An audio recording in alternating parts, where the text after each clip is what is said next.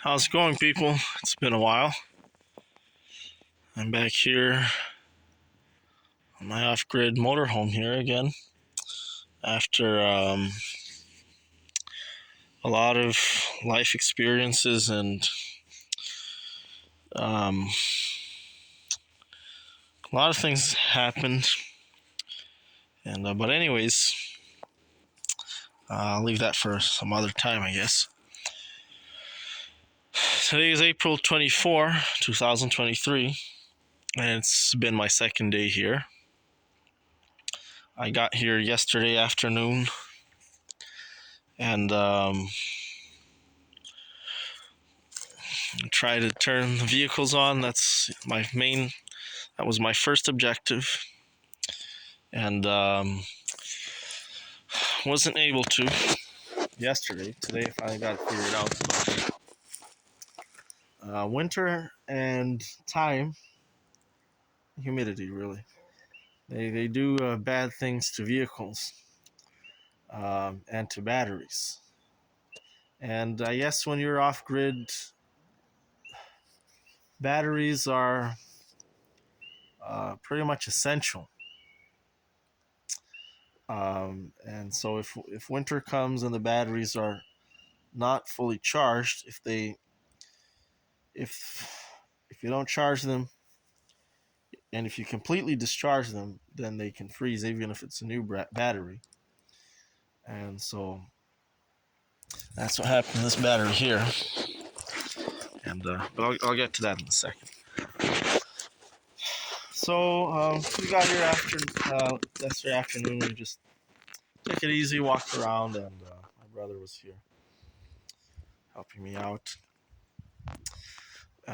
And it was raining. There's a lot of rain, so didn't do much, because I hate rain. Can't do much in the rain either.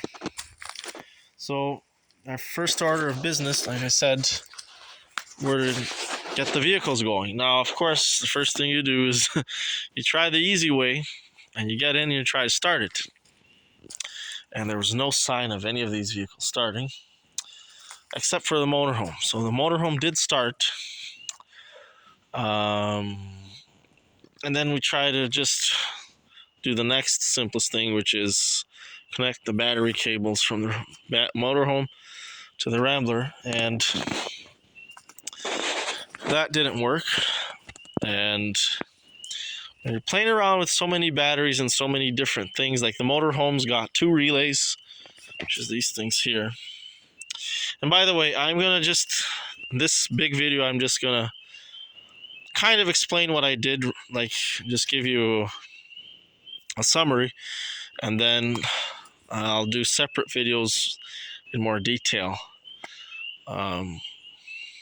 Whatever's got to do with vehicles, I'll do it in my other channel, Old Crow's Classic Cars, and whatever's got to do with off-grid, I'll leave it here, so I won't get into too much detail. But basically, you've got a relay, and then the relay connects one battery to the other, and then if you're running the motorhome off of the batteries, like the lights and the pump, then it's pretty much using, in my case, this battery uses one of the batteries. Then the other battery is separate just for starting the car, but the relay allows you to connect both of them. So when you press the button, it connects both of them. But if one is discharged, and the other one is charged, then by pressing the relay and connecting them, you pretty much get 2 half batteries, or pretty much 2 useless discharged batteries. The cable did not really reach really well over there. And then I got here, this tire was flat. There was only about 30 psi on it. And that Rambler front tire there was completely flat. So it was sunken in all the way here. You can see the marks. It was completely down to the rim. I don't know I don't know if it's got a small leak. I knew that. I just never had the time really to identify where exactly it's leaking. I just kept refilling it. So basically, even if I got the car started, I couldn't really use it because of the flat tire. And I don't have an air compressor except from the truck. And so if the truck didn't start, then I pretty much stuck. But anyways, we got here yesterday, and since we weren't going to do any work, first order of business was to start the generator. And this is a generator that I got off. It's a pretty common generator. I got it off of the old motorhome, the one that was destroyed in the tornado. And it's an Onan 4.0 genset. And 4.0 is pretty much 4 kilowatts. There's specs for it there. It's a very good generator, but it has a very, very bad weak link. And as you can see, I'm talking about the battery. So without a good charge, without a good battery, it's useless. And it's kind of pointless because the whole point of having a generator is that you can have power, then you need a battery to get the generator. So it's not really a generator in a way, sort of, so to speak. So I did get it started, and then I tried connecting the battery charger, but it's one of the new ones. It's got different settings on it, and it wasn't working really well. And I guess I'm getting ahead of myself here. But normally the other motorhome, this battery wouldn't be outside. It would actually have a cable, like a thick battery cable going all the way from here to that front battery. And then you just have a button inside, you just push it and it start. But since I moved this, I got this off of the other motorhome, I just did the quick job here. And the problem is the generator was actually discharging this battery. And this is kind of something that I haven't really figured out yet in this motorhome. But I know that when the generator, if you're running the motorhome off of the generator, it automatically doesn't use the battery, but it doesn't recharge the battery necessarily unless you have an inverter. But I know that when the generator dies, it runs out of gas, it automatically switches to the battery system. And you can see, like, the generator, I can actually see the difference because when the generator's on, the lights are actually really bright. And when it switches off, then it goes to the battery and the lights become more dim. So I think there must be an inverter somewhere. But since this battery is not really connected to anything, there's nothing here to recharge it. So at one point I had a little battery recharger and it wasn't working. So stupid modern things just start junk. It's hard to find anything, good quality. And I'm off grid here. Things have to be heavy duty. I can't have stuff that's not reliable. But anyways, we finally moved over to this generator here, which is much better because it's a pull cord. So you don't need a battery for this. As long as you got fuel, you're good. And this is like an old model. It's been outside for years, and you just pull the cord and it starts. Literally under the snow, under the rain, and every time just nice and easy. There was one winter where I accidentally left the cap off, and water mixed in with the gas, and then it wouldn't start because of that. I just put new gas in, boom, started right away. But we were having a problem with the pull cord mechanism, which is kind of shitty. But basically, these things are pretty indestructible, but sometimes you have to do some maintenance on little things. So basically what was happening is, on the pull cord mechanism behind here, we just had to take these 2 screws off here, these 2 bolts, and then there's 2 in the bottom, 1, 2. This whole plate comes off, and it exposes the mechanism. Now, the mechanism consists of like the same kind of system as used in a bicycle. You can pull it this way. So you pull it this way, but then when you let go, it just goes back, and there's a spring that pulls it back. Now, inside there's 5 or 6 spheres. And so when you're pulling the cord, the spheres fall into place and they lock into the gear, and that allows you to pull. Now, so basically it just goes one way, because when the generator starts, you don't want it, if it was permanently connected to the cord, and it just rip the cord off. So you want to be able to pull the generator one way, but so the cord pulls the generator motor, but not the other way around, not the motor pulling the generator. Now what was happening is water got in there, and there was some junk and rust and some like old grease, so the balls, the spheres, they were getting stuck, they weren't falling, and basically you just pull on this and it wouldn't pull the motor. You could just yank the cord off, the rope out, and it wouldn't move the motor. Took that off, used a wire brush to clean it, and as you can see now, it's working perfectly fine. I won't start it because it's really loud, maybe in the other video. But next unit, Briggs & Stratton, 8 horsepower. I think this is like a 5 kilowatt. I know it's stronger than that one, but this one is, for some reason, it's a lot bigger, and I think it's quieter. It's more of a stationary unit.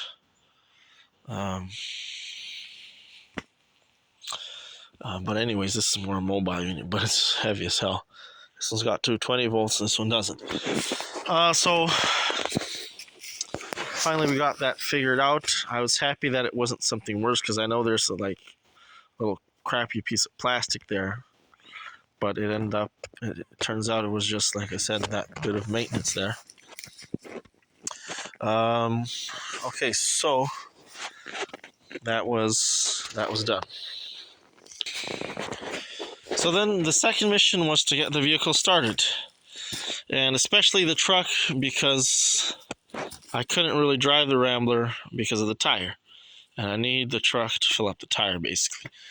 And this is where we really struggled here, because there's the battery cables, and then the battery charger, and the batteries themselves. And the batteries are kind of old, and we just left the generator on the battery charger on for hours, and when I went in to turn the key, it you'd have no sign, not even the lights would turn on. So it turns out, so my brother here is a real expert, that this battery here was completely fucked up. And as you can see, it's bulged outward. See that? Then on this side too, it's bulged outwards. And so basically that battery is done. That means it froze in winter. Now that's a really old battery, so I think it was at the end of its life anyways, and that's why it froze. But I mean, it was kind of working before. But anyways, that's done. And what was happening is, no matter how much you charged it with, I had the battery generator. We had different setups here. So we had the motorhome running, basically to use the alternator to charge the battery. Then we had the battery charger down there. And at one point we even had in the same vehicle, and nothing, like this on the truck, and nothing, no signs of it starting. And basically what a bad battery like this does, it basically, no matter how much or how hard you try to charge it, or the other batteries connected to it, you can't charge it. It'll just wreck everything, basically. Now, I don't have a multimeter. I don't have a test light. I am pretty primitive right now, unfortunately. Hopefully we can, get that fixed. But basically, the Rambler has 2 batteries. The truck has 3 batteries. And the motorhome has 2 batteries. So if you have one battery mixed in there somewhere, none of the batteries are going to charge, unfortunately, or unless you get the right battery. But it's still, that battery just wreaks havoc. It just messes up everything to the point where, like I said, you can't charge any of the other batteries and you can't get started. And there is a really primitive way of testing this. And I will say this, you shouldn't do it because you're going to get burned, unless you're like me. But you charge a battery, right? And then, let's see what happens here. If this was a good battery, as soon as I touch these two terminals, you'd have sparks flying off and things melting and smoke. But in this case, as you can see, basically I'm creating a short circuit here. I'm just connecting the negative terminal to the positive. As you can see, nothing's happening. No signs of anything happening. So that's end of the life battery right there.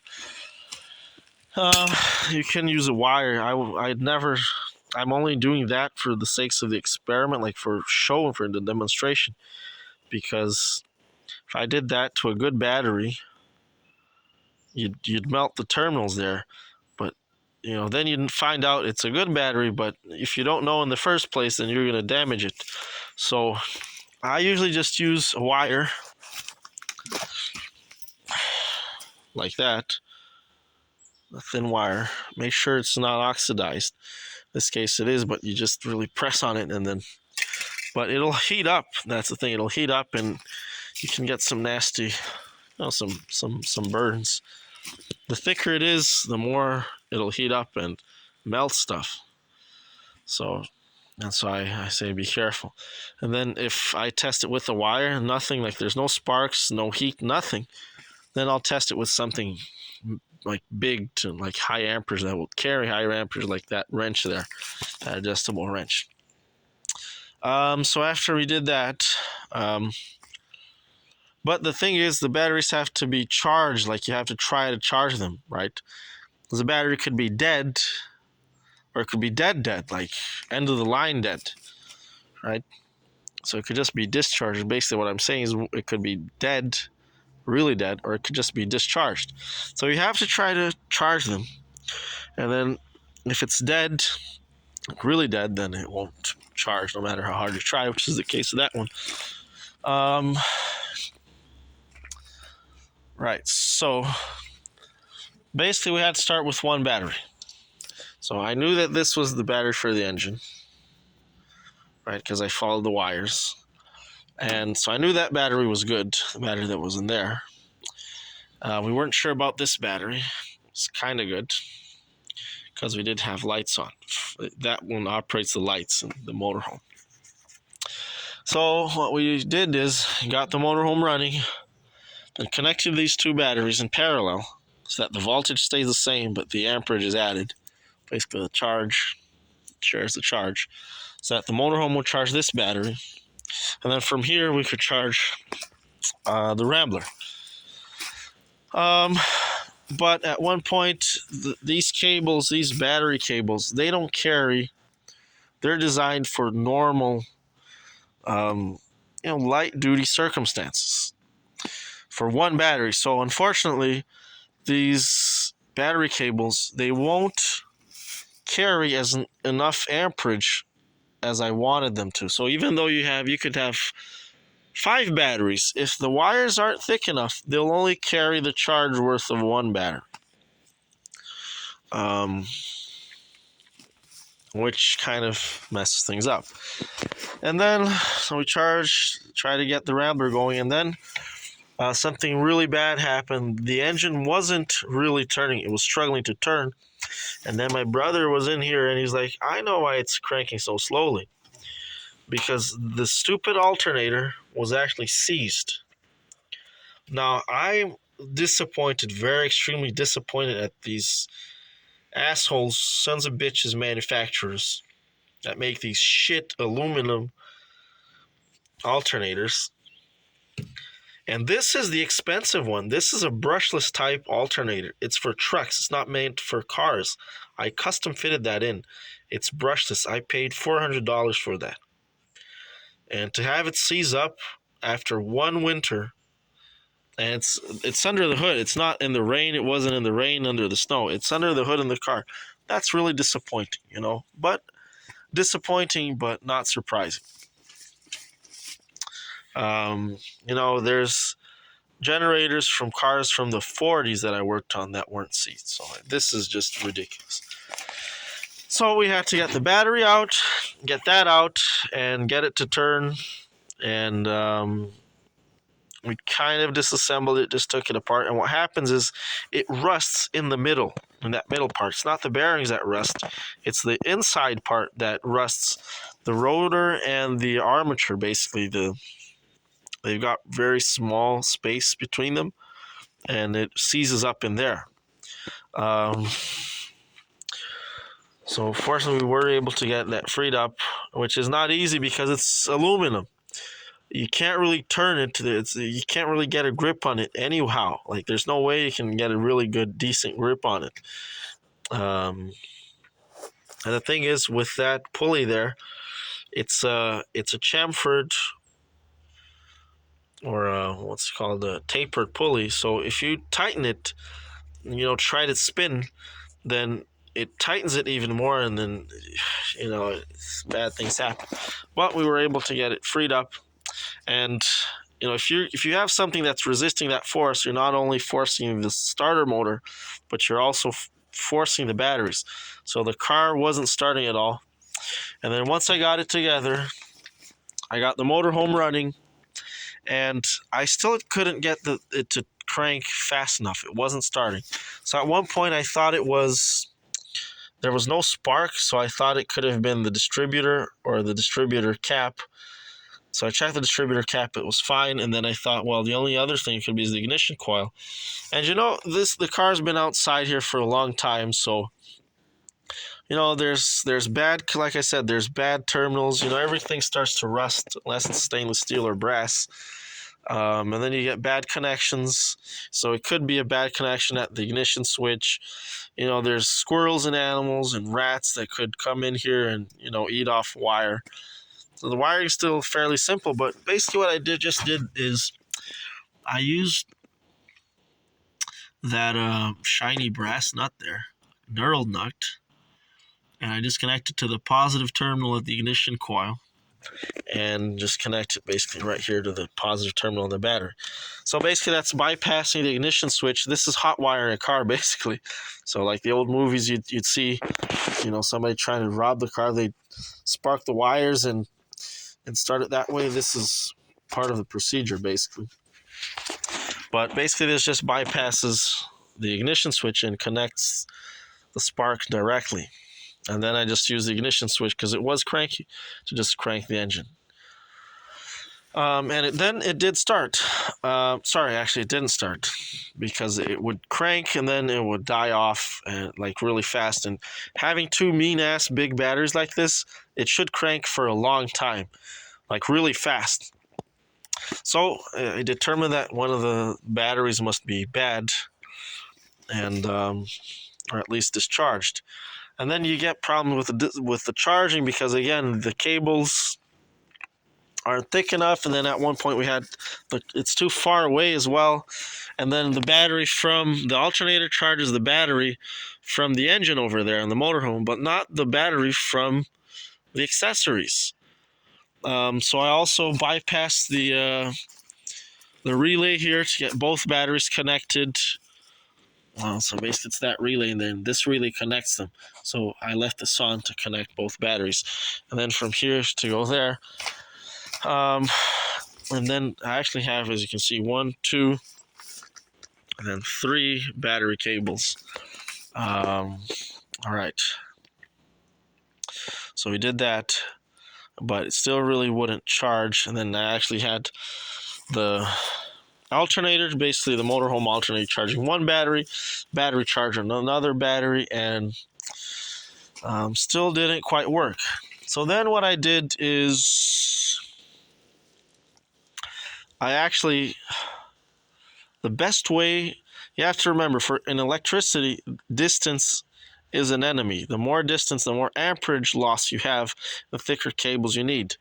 So, if we were going to try to connect the batteries there to something way over there, you'd need to have either thicker cables, or the thinner the cables, the more bad voltage loss you have.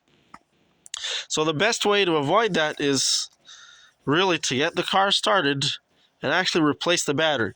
So that's what I did next, is I got the motorhome running, and if you can take the battery off, it won't die. It won't cut off the engine, because it'll run off of the alternator. What the residual magnetism on the alternator is actually generating electricity, almost like a generator. But after a few minutes, maybe five minutes, then that magnetism will leave, because it's not permanently magnetized. It's temporarily magnetized. It will actually die off, and then the engine will stall. But you still have time. So I left the battery here, removed the battery, replaced it. And if the battery is discharged, you can actually hear the engine lower its RPM, because it loads the engine. So the engine's like, and then just, and then it goes back up. So that's a good sign. It means it's charging. These terminals here were fucked up. We had to retighten these bolts here. I gotta get rid of these fucking terminals. I hate them. The lead ones are shit, and then these clamp ones too are crap. It corrodes, because the terminals, the wires are exposed and the wires are thin. They corrode, and then you get bad contact. So I definitely got to replace those before it's too late.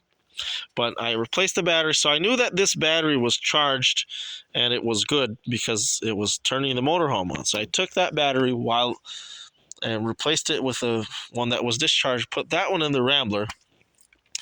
And if you're afraid, and for sometimes it'll happen that when you remove the battery, the car dies. But in this case, since you have two batteries, all I had to do was also replace, bypass, and keep the solenoid on, or the relay on, so that the car is actually feeding from this battery here. So basically, you need a thick cable to start the car, but not to keep it running. You can have it running with a thin wire, basically. So I replaced the battery, took the good battery here, put it in here, got all the wires back, cleaned off the terminals, because the terminals were corroded. They're kind of clean now, but they weren't like that before. Cleaned the terminals as well. The terminals on the battery itself, had corrosion on them. Cleaned the terminal connectors, these things here. I actually had to remove them back, tighten this nut down, connect this battery, and then the car fired up. Mighty Ramblers fired right up. And so the reason why I did that first is because this engine is a lot easier to spin than that engine. So basically, my reasoning was also I've got two batteries here, whereas there I had three batteries. So 3 discharge batteries are harder to recharge than two discharge batteries. So I got the motorhome started, and then I got the Rambler running, and so now I have 2 good sources of charging. And the battery chargers, like those little ones, they're almost useless, because they're maintainers, really.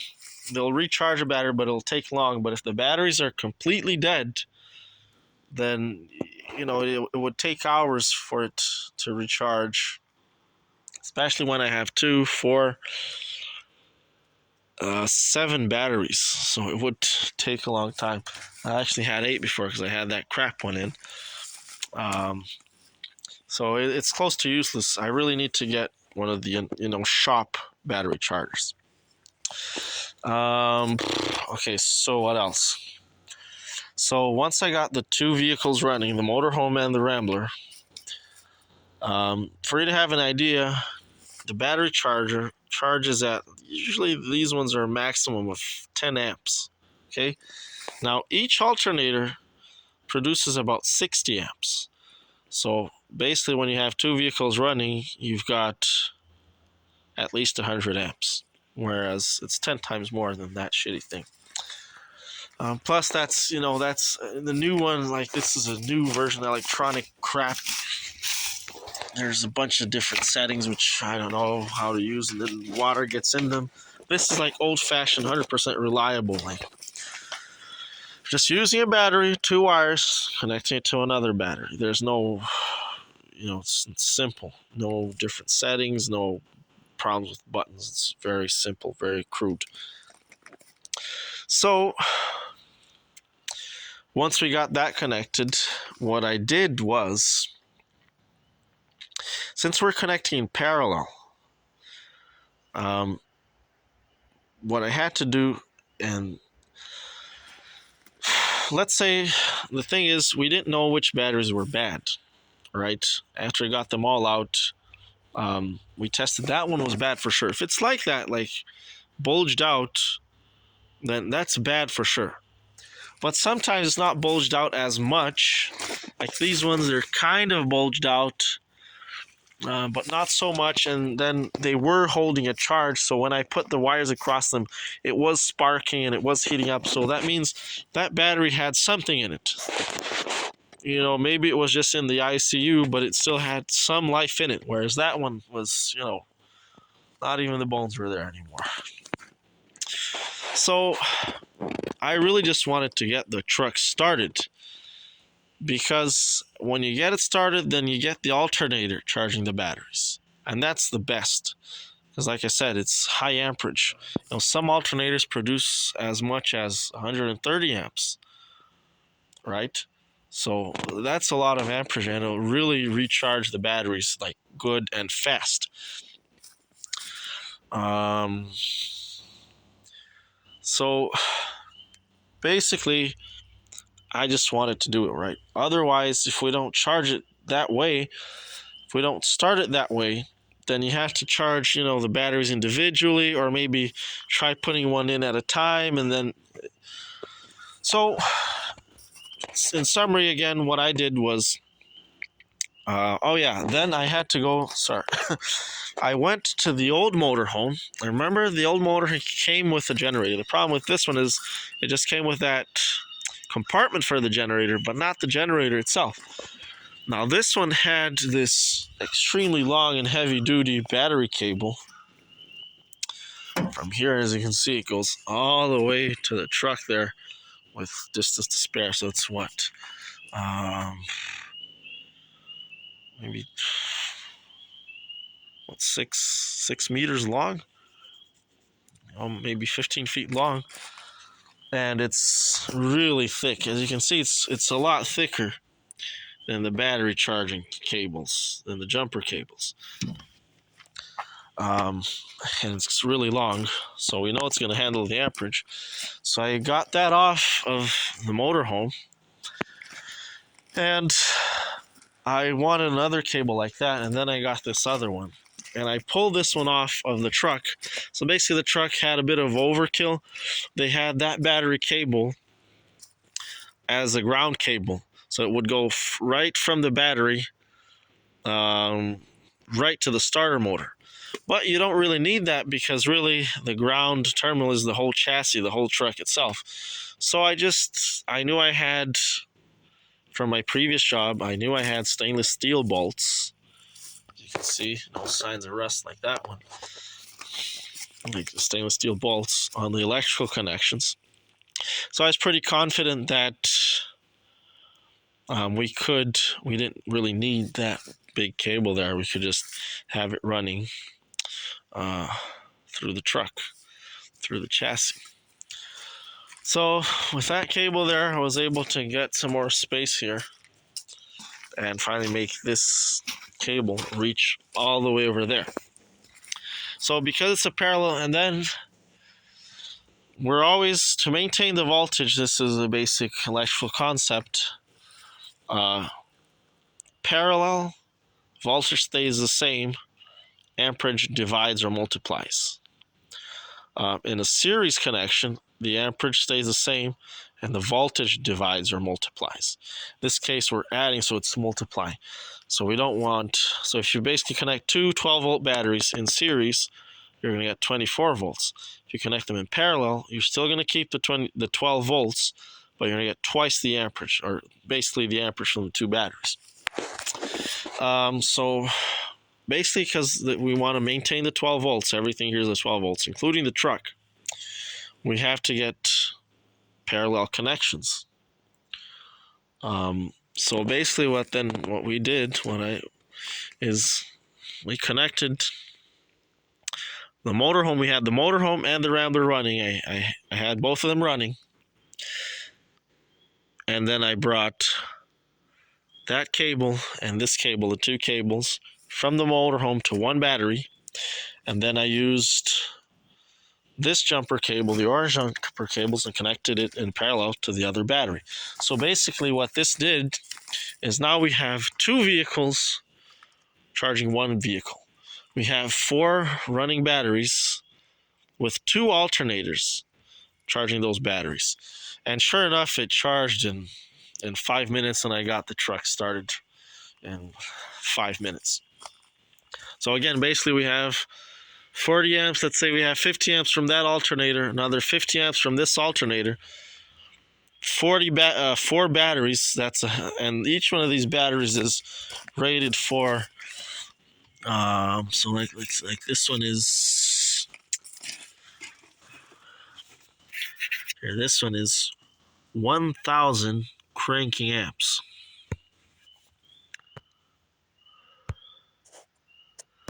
So we had a hell of a lot of amperage and at least 100 amps of charging from the alternators. We were really tight on space. On length, I had to yank that battery kind of out there to get it charged.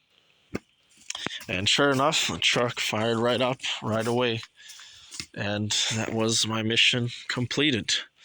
3 running vehicles. So after that, after you get everything running, then I'll be able to really check the batteries individually. I am going to try to get a battery load tester.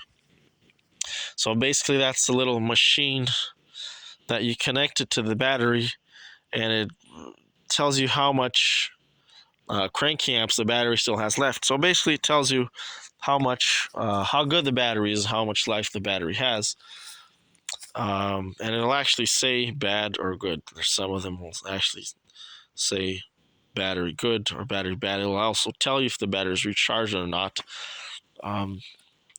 But in order to test batteries, they have to be recharged. They have to be recharged. They have to have charged input to them. So with all the 3 vehicles running, I let them run for a while. Now there's no doubt that the batteries, all of them, are receiving charge. And I say that with a bit of care because, again, you have to make sure that the terminals are clean, the connections are good, there's no corrosion, and sometimes it looks like it's good, but there's just a little bit of play and you won't get the full contact, and it won't let the amperage through. So gotta make sure the connections, everything is good. And I systematically try to replace crimping with soldering, regular lead connectors with stainless steel or brass. Actually, there's no stainless steel, unfortunately. But some of the, like the wing nuts, like that one, that's stainless steel right there. And as you can see, it's beautiful. It's shiny. There's no corrosion whatsoever on it. Unfortunately, these ones, these bastards, they're cheaters. These are actually just brass plated. When you buy them new, they look like brass, but they're not actually brass, not even the bolts, as you can see. And even these bolts here, I'll replace them with they're standard threads, I'll replace them with regular stainless steel bolts. The connections have to be some kind of metal that does not rust. Stainless steel or brass is pretty much the way to go. And for those of you that are thinking aluminum does rust. Not exactly the same rust, so to speak, as steel, but it oxidizes, unfortunately. If you remember from my restoration video, we had to replace this pipe here with a steel pipe because the aluminum was completely rotted out. So no, aluminum is not rust proof. It's not stainless. It will rust, it will oxidize. So basically what we have to do now is once everything, I let everything connect so that, and while running, to maximize the charge. Make sure everything received as much charge as it possibly could. Then to test the batteries, what we'll do is we'll separate them. So right now they're connected. We'll separate them, and if one of the vehicles doesn't start, that means it's got bad batteries, right? Then we'll go from there. Hopefully that doesn't happen. I know I recharged, restarted the motorhome, restarted the Rambler. I don't think I restarted the truck yet, but then you have to identify which batteries are bad. Now that's why. So this is the old-fashioned way, basically, of testing batteries and recharging them. But the load tester. Actually, I mean, I say it's an old-fashioned way, but the battery load tester has existed for at least 100 years, but it was a little bit different. This is a primitive method. Yeah, that's better words. But if I can get that battery load tester, that's going to make life here a lot easier. I do have to get another battery because now I'm missing a battery for the. I'm calling this the water home now because it used to be a motor home, but now it's the truck that I use to get my water in, so it's the water home. And yeah, this is kind of the end of the day here. Oh yeah, there's one more thing I will show you. So this jumper cable here, I actually got it off of an inverter. With the truck here, unfortunately, we had lots of, kind of shady wire connections, lots of bad connections. So basically what I wanted to do is just get rid of everything so that I know it's not discharging. That's the other thing you have to keep in mind. If you've got a short circuit somewhere, and you're trying to recharge the battery, then it's quite possible that that short circuit is draining as much charge as you're trying to feed into the battery. So you're putting in 10 amps, but the circuit is draining all that amperage. So it's not charging the battery, basically. And it won't necessarily melt. Depending on how it's happening, it could just be heating up. Remember, a light bulb is a short circuit, basically. It is a short circuit. And it's heating up. It's not melting. It's just heating up and dissipating that heat. So it could happen. So to make sure that wasn't happening, I mean, the connections are all still pretty good. This is a beautiful job that I did, as you can see. It's been here for a long time. And they're still looking like new because that's stainless and brass. Unfortunately, this part I didn't have stainless steel, so I had to use regular steel, but I made sure I painted it. But that plate is brass, and the bolts are all stainless steel, as you can see. But these fucking little connectors they're not anything close to being good. So we just got those off, and disconnected the wires. And the beautiful thing about these old diesel trucks, or I shouldn't say old, you don't ever say that. It's a classic. These vintage classic diesel trucks you only need one wire to start the engine. And you just got to identify it, and it comes usually from a relay like this, though they're not usually in this spot. They're usually inside. A bit more protected inside, theoretically. And here's our one wire. So the ignition switch was also kind of dicey. I just bypassed everything and just straight to here. Now, if you didn't have this wire here, what we could also do is we were using that big wrench to connect it by these two. So basically the little wire connects the relay, connects these two terminals here. So I've got the full explanation on my YouTube channel if you want to check it out. But If for whatever reason the little terminal is not working or it's corroded or whatever, you just bypass. This is just a switch. It connects this side to that side by supplying power to the little terminal.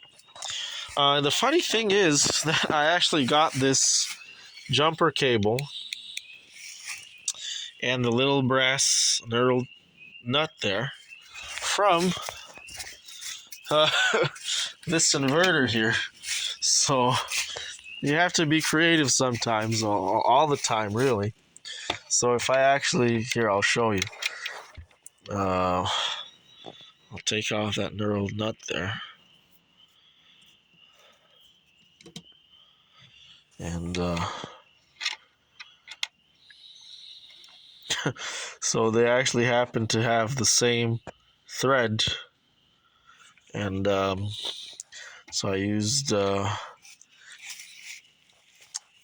crocodile clamps from the inverter to start the truck.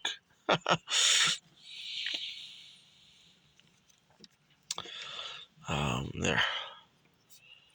So this is a nice, neat way, pretty much as a switch. So I'll just show you here, and then you have to find out which one is the positive. So you won't actually start it because it's loud, very loud.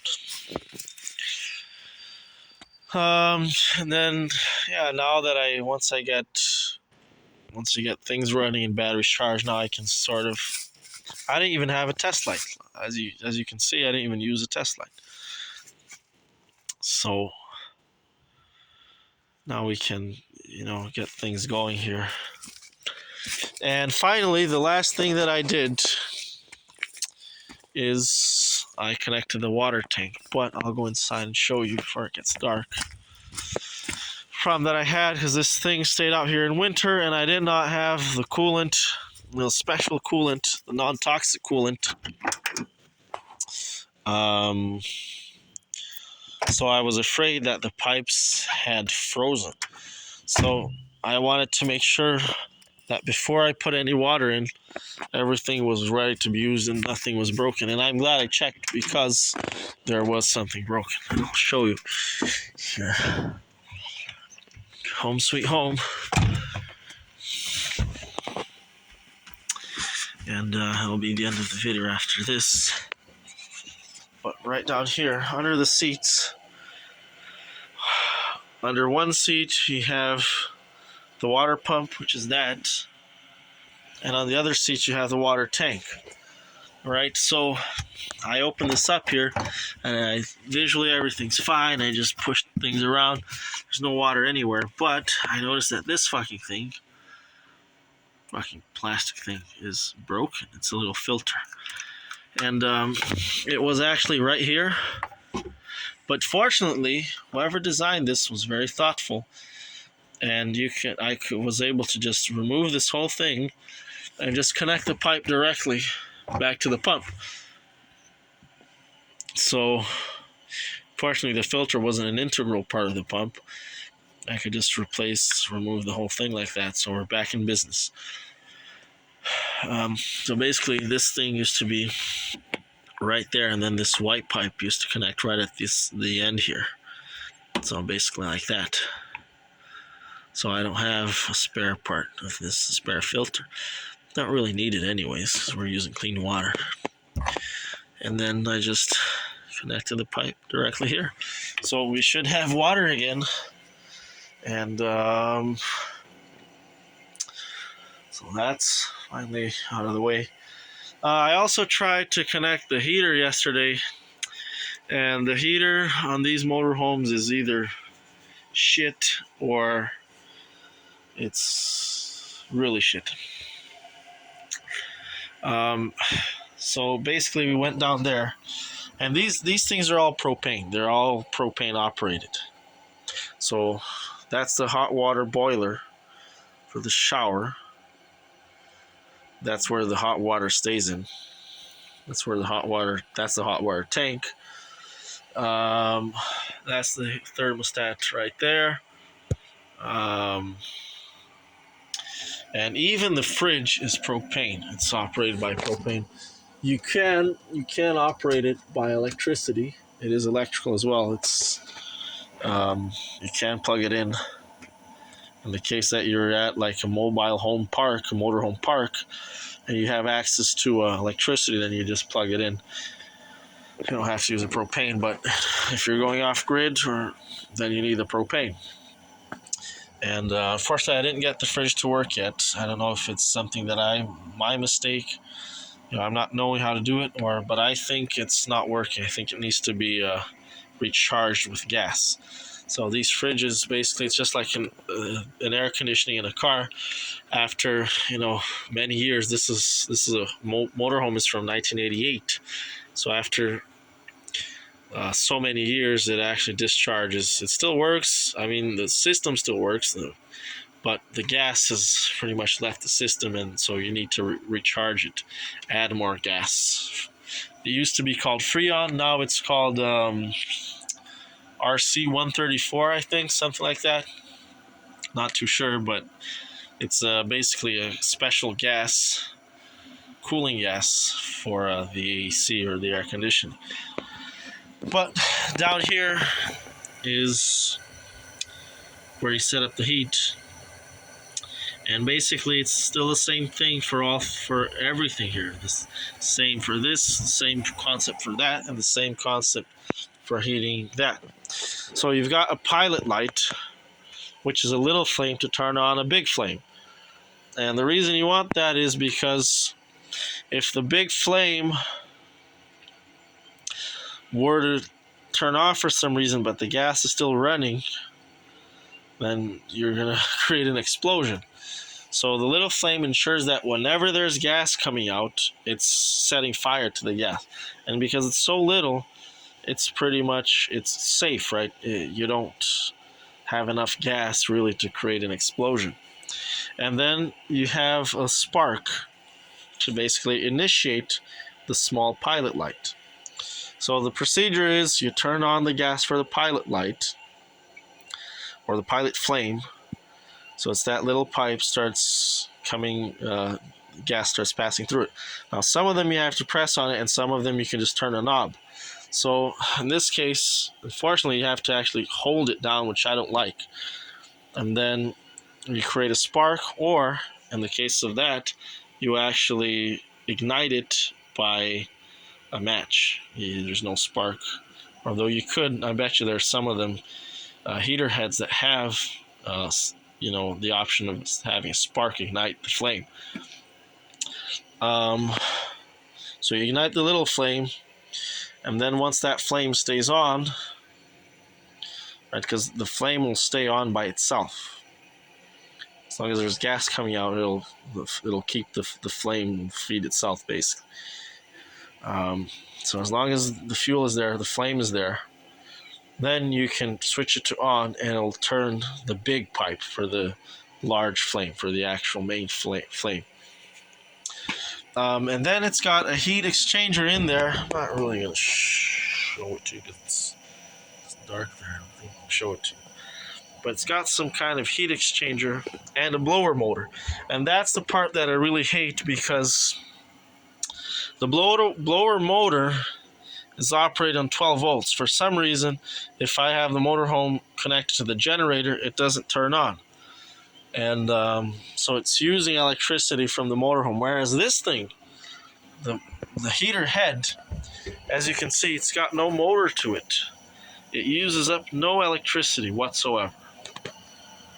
It's just the pressure from the gas coming out just shoots the flame out, and it actually blows hot air, which is pretty ingenious, pretty amazing. Whereas that stupid thing requires a blower. Now, at least the minimum, you could have the blower motor set up for 120 volts, so that I can run it off the generator. Which is the other problem with this here, the pump here. So the water pump is actually only operated on 12 volts. I bet you that there are some fancier motorhomes that have the twin voltage, or maybe even just two separate pumps. But one way or another, in this kind of motorhome, you're going to have to need a battery. You're going to use battery voltage. It doesn't matter if you have the generator. It doesn't matter if you're connected directly to the power, like to a power line. You're still going to need the fucking 12 volts. Now, there's also the option of the inverter, so maybe that's not working, or I don't know, but it's not a very and besides, the heat on this is shit. Like, I guess because people don't usually live in these motorhomes, they don't usually use it in winter. It's not really designed to be used in winter, I guess. So I had the heater on all night, and at one point it just got cold, but the blower motor kept blowing, so basically blew cold air, and then I woke up. It's just not really reliable. Pain in the ass, and then probably these stupid things go bad as well. So we resorted to this here, which really heats it up fast, and it's a good heat, and it's very nice and simple. But it's kind of dangerous. You got to be careful because, number one, you're burning gas in an enclosed space, so you have to be careful what you're doing. I have a window open there, and I won't burn it for very long, really, because it's just too much heat for what I need right now. It's not that cold.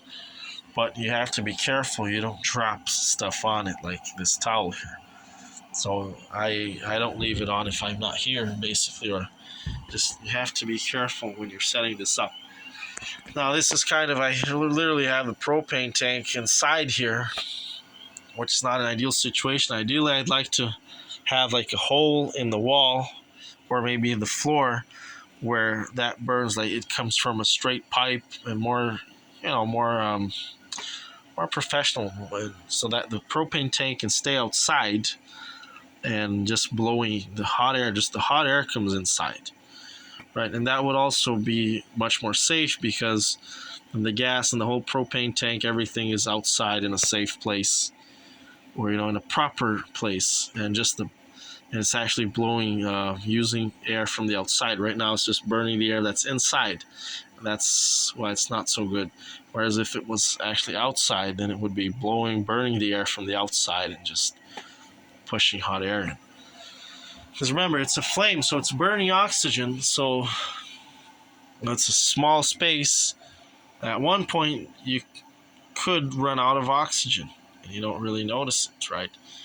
And it's a combustion, so it's generating, CO2 or whatever, and carbon monoxide maybe, but propane burns with a very clean flame, so it doesn't really, it's not really dangerous. But there is a smoke detector here, and we could get a carbon monoxide alarm as well. But I've used this for a long time, and I'm still alive, so it's not going to kill you. Again, well, just don't. I'm doing this, so it's not going to kill me, and I haven't died. So, if you do it, that's a disclaimer. It's on you, not on me. I'm just showing you what I'm doing, and I'm just showing you how to be careful. And I'm sure there's other recommendations. I'm just, just do your research, and don't blame other people for your mistakes. Fortunately, everything in the motorhome was fine. There was no leaks. It was pretty much as I left it.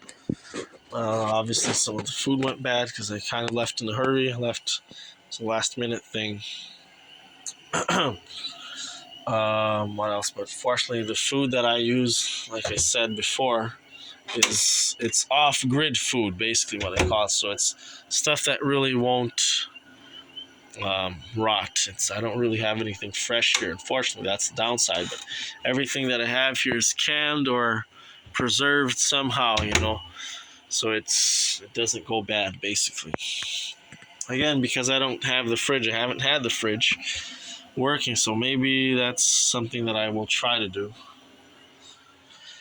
But yeah, I guess this is pretty much it. I know it's a long video, but we're finally I'm finally in business here. I've got generator going, everything's reliable. I've got all the vehicles operating. I've got an air compressor.